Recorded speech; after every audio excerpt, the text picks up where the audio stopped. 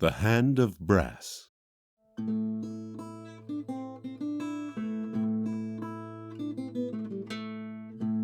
Episode 17. Encroaching Darkness. Seeing the dark red veins on the left side of Duncan's neck, Elric rolled up Duncan's left sleeve. Just as he'd feared, red veins stretched all up Duncan's arm, originating from his broken brass hand. Damn it, Duncan! Why didn't you tell me this was happening? Is this proof enough of who he is? This is arcane toxicity! It happens when a prosthetic becomes compromised. He truly bears a prosthetic? Yes, no human has ever borne one of our people's secrets.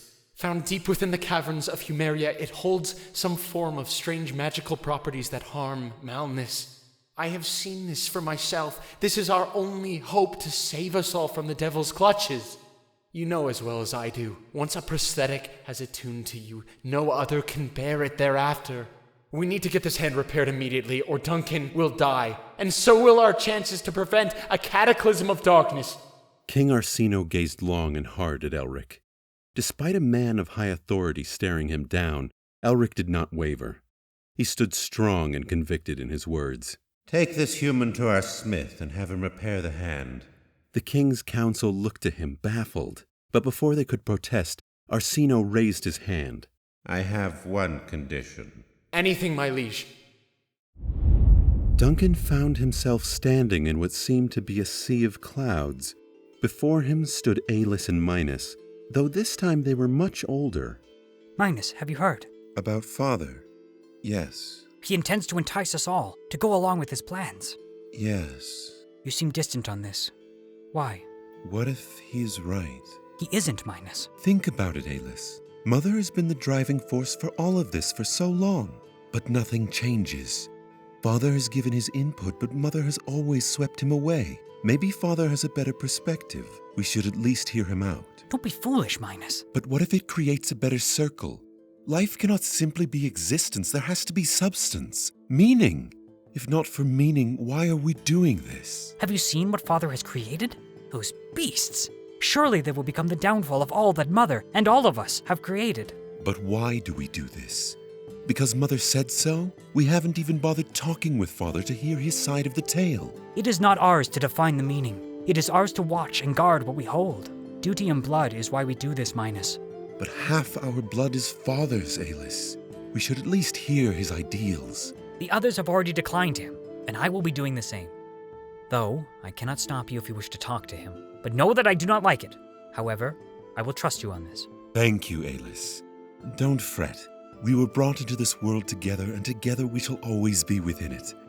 Come. There is a waterfall down there that is calling our names.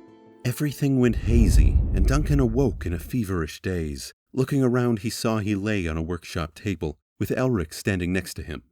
Elric? Where am I? What happened?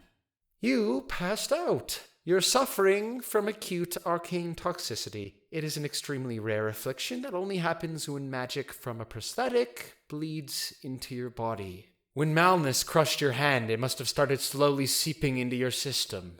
You could have died, you bushy-mustached son of a Logwyn. Where do you get all these sayings? Never you mind. Listen, I think I somehow got through to the king, but there is a catch. Oh, of course there is.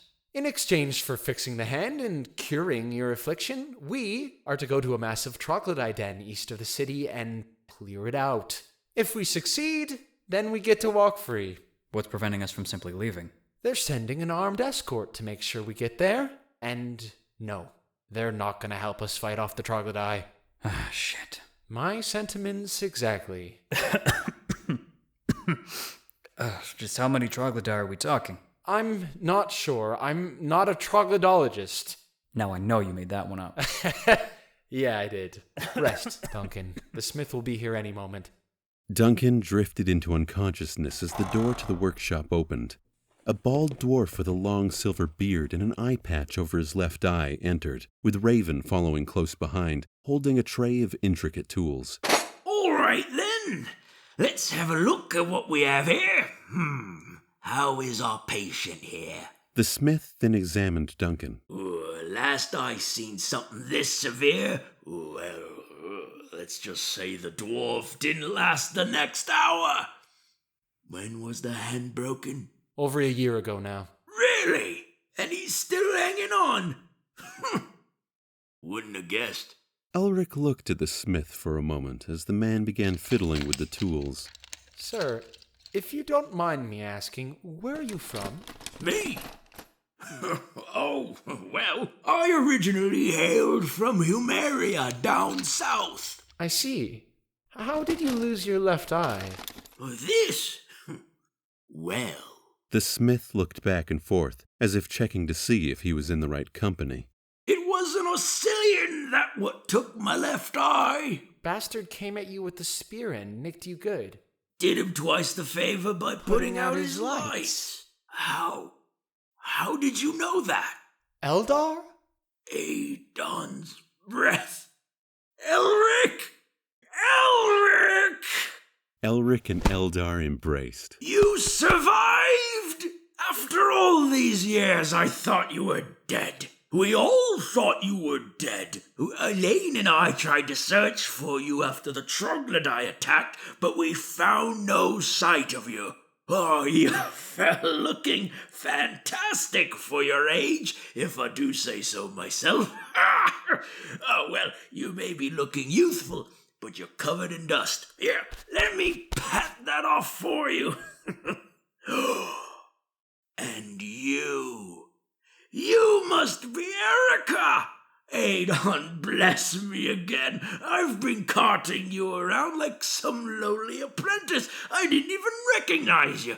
Oh, I feel stupid for not seeing it sooner. You look so much like your mother. You might not remember me. I only met you when you were very little. Say, is Amber here too? There was a solemn silence. Elric looked to Raven, but Raven's eyes remained on the floor. Say no more. Let's focus on the task at hand, shall we? I see this hand was built with brass.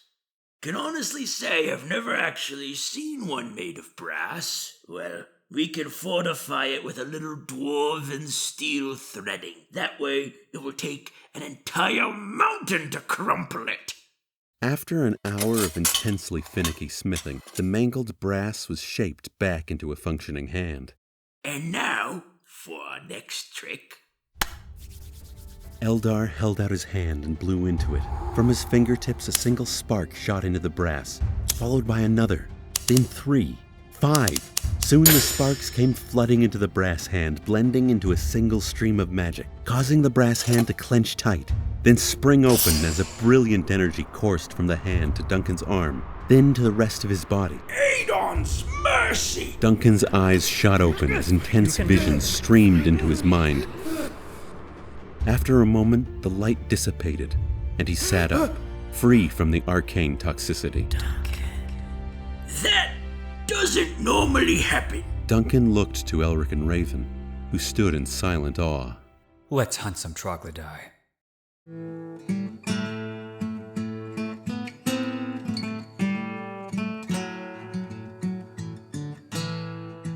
Diala, Cromwell, and Brannock stood in the war room, overlooking a map of the city. With the northern wall being blown open, our enemy has been pouring into the city. Our outposts have been doing their best to keep them at bay. Praise the architects who created our winding city. It will take time for them to navigate to the important districts. We have to hold our main control points. If we start losing them, we might as well surrender now. This is all my fault. If I had been swifter in aiding Sir Desmond with the siege tower, we would still be holding at the wall. You couldn't have known it was rigged with blasting powder. It was a suicide mission to gain the upper hand. But had I gone instead of sending Sir Desmond... You cannot think that way. We must see to victory so Sir Desmond's death will not be in vain. Suddenly, the war room door burst open, and in ran Sir Richard. The market is being overrun, and ships have been sighted near the docks bearing the Elemendian flag. We can't lose those positions. If we do, our food supply will be cut off. Send reinforcements to both areas, immediately. General, we don't have enough men to save both. We have to choose.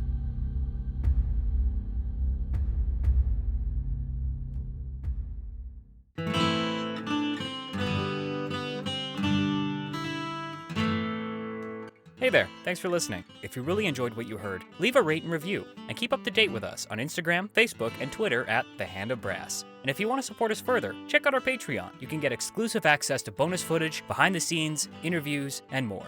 Thanks again for listening.